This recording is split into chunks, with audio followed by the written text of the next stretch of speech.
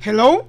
Here, we are going to determine the equivalent expression for the Laplace transform of the constant 1. Okay? With this idea, we can also get the Laplace transformation of any constant coming from this. So this is why this is very important. That the Laplace transform of 1 can be determined by this formula for Laplace transform of any function of t. So we have here the integral of e to the power of the exponent st times f of t, whatever is the f of t here, dt, where or as t goes from 0 to infinity. So we are going to take again the Laplace transform of 1 and come up with an expression which could also be helpful in determining the Laplace transform of other constant.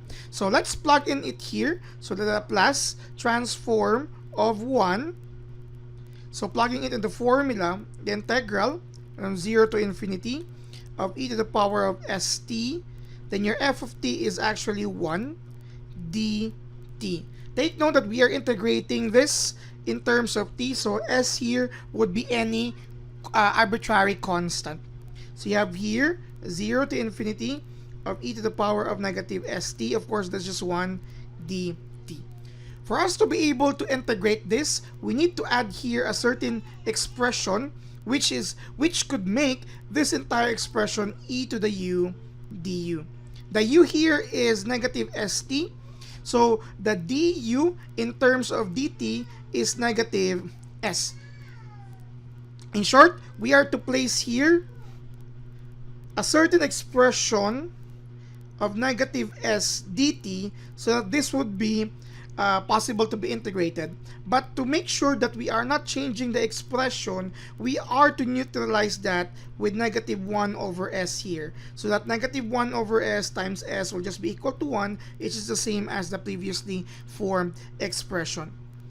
So with this, we can have this form, negative 1 over s, and now we can now integrate this. Of course, the integral of that is e to the s, negative s of t itself. But take note, we have here the range from 0 to infinity. Now let me move here. We can rewrite this as 1 over s times 1 over e to the power of st, where the exponent is now positive according to the law of negative exponent. And again, the t will have values from 0 to infinity. So we'll have this form, negative 1 over s times 1 over e to the power of s times infinity, okay, minus negative 1 over s, so that's negative 1 over s, times 1 over e to the power of s times 0, which is the value of your t.